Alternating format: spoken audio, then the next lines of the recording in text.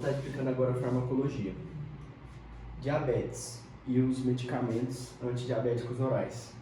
Diabetes, primeiro tem a diabetes insípidos, que é uma diabetes ligada à produção de ADH, que não está sendo de forma correta, então não está tendo uma retenção correta de água, vai ter o quadro de diabetes. Mas essa diabetes insípidos, ela não é o foco. O foco é a diabetes mellitus, que ela é dividida em diabetes mellitus tipo 1 e diabetes mellitus tipo 2. A mellitus tipo 1 é uma doença autoimune, ou seja, as nossas células do nosso corpo, as células do sistema imunológico, elas vão estar combatendo as nossas células do pâncreas, elas vão estar matando as células betas do pâncreas, então o indivíduo não vai ser capaz de produzir insulina adequadamente. Como ele não é capaz de produzir insulina adequadamente, a glicemia vai ficar muito alta no sangue, vai gerar o quadro da diabetes tipo 1. E aí tem algumas coisas relacionadas, por exemplo, glicosúria, a pessoa vai ter glicose na urina, por quê? Porque tem glicose demais no sangue, o rim não vai conseguir filtrar direito e essa glicose vai acabar sendo eliminada na urina, que normalmente a urina da pessoa dá até formiga, e é uma forma de identificar essa diabetes. Cetose, quando a glicose não entra no sangue, a célula não tem a glicose para produzir energia, então a célula acaba quebrando o ácido gráfico como forma de produzir energia. A quebra do ácido gráfico vai liberar corpos cetônicos. Esse corpo cetônico ele vai diminuir o pH sanguíneo e vai gerar o quadro de cetoacidose diabética. O paciente vai chegar lá no UTI com isso e você vai ter que saber diagnosticar. Tem a respiração de Kussmaul também, que é comum na cetoacidose diabética. A gente vê com o Bruno. Diabetes tipo 2. A diabetes tipo 2 ela é causada pela resistência à insulina. Aí você está produzindo insulina direito, porque você não tem a doença autoimune, né, que é diabetes tipo 1, mas sua célula está resistente à insulina. Por quê? Bom, pode ser por conta da sinalização celular, que alterações no IRS, que é uma proteína de reconhecimento da insulina, e alterações no GLUT4, que é a proteína transportadora de glicose, que vai pegar a glicose do extracelular e transferir para o intracelular. Então, a diabetes tipo 2 é uma diabetes de resistência à insulina. A Rename, o que é a Rename? A Rename é a lista de medicamentos essenciais que são distribuídos pelo SUS. Então, quando você é um médico do postinho, você tem que saber ali, né, qual é o medicamento que está no SUS, que você vai ofertar para a pessoa, que a pessoa vai poder ir lá e pegar de graça. Sintomas da diabetes, tem 5P. Poliúria, que é a urina excessiva, porque a glicose ela é muito osmótica, ela vai puxar a água, a pessoa vai urinar demais. Polidipsia, muita sede, porque eliminou muita água. Polifagia, muita fome. Perda de peso e prostração. São 5 P's da diabetes.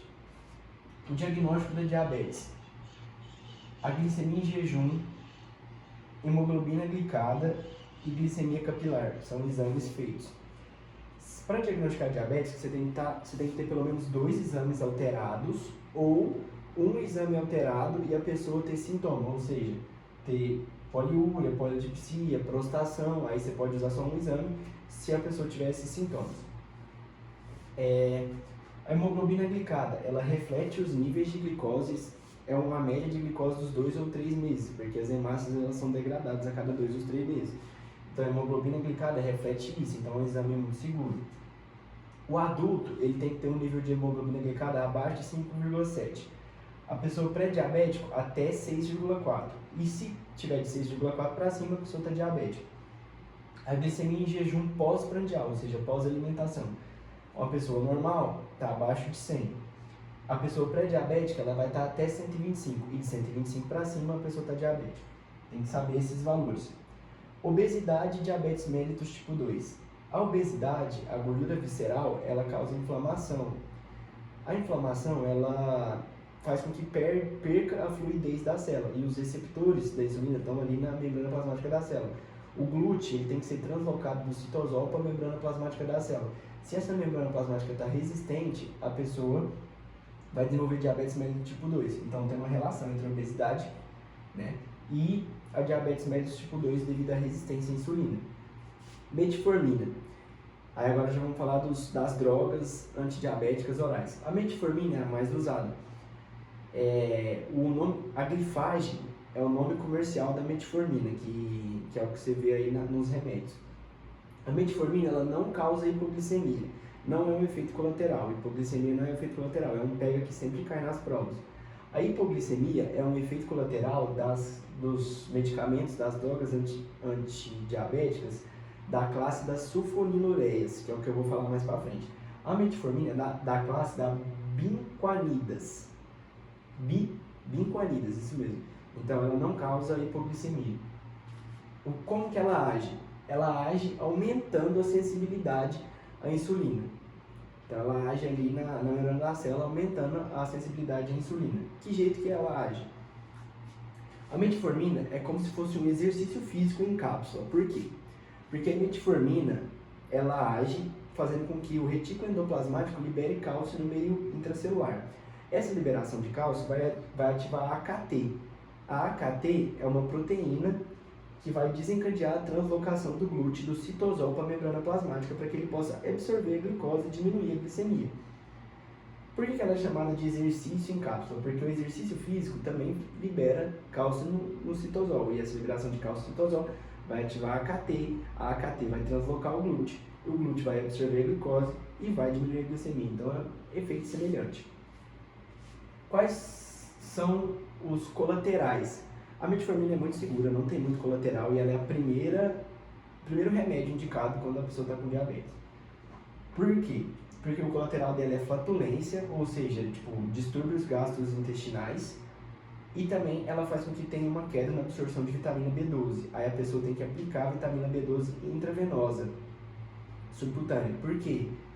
Porque se ela tomar o polivitamínico, ela não vai absorver B12, porque a absorção de B12 é no intestino.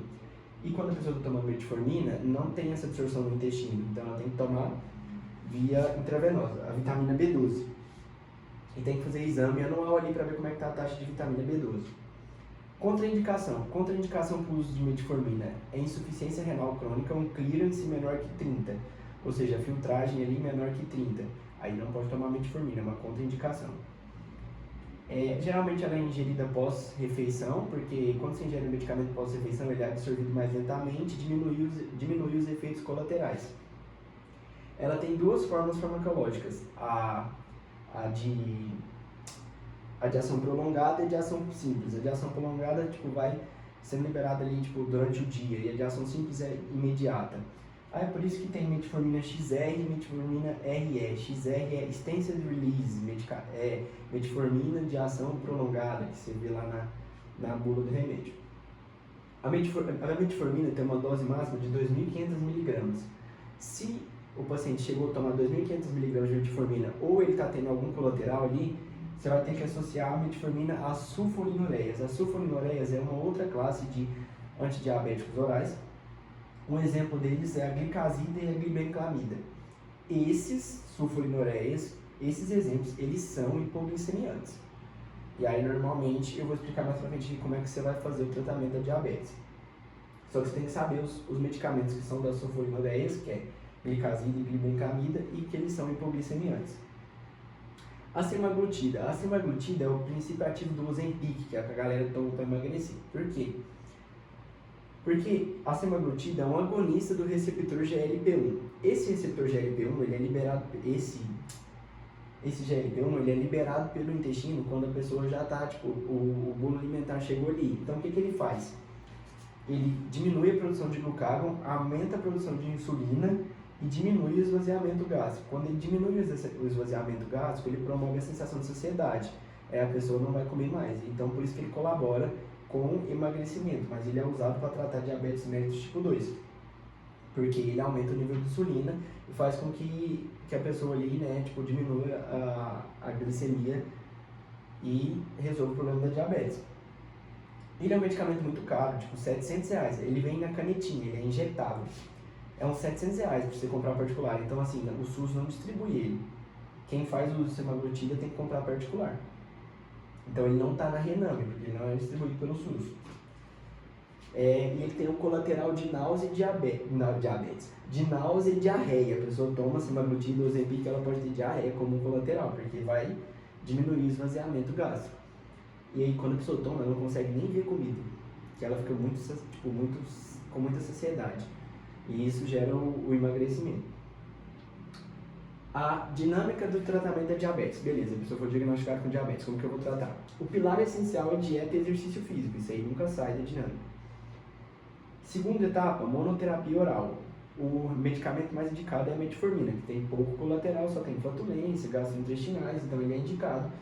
Aí a pessoa vai tomar metformina até a dosagem máxima. Não resolveu, o que você vai fazer? Você vai fazer uma combinação oral. Associar a metformina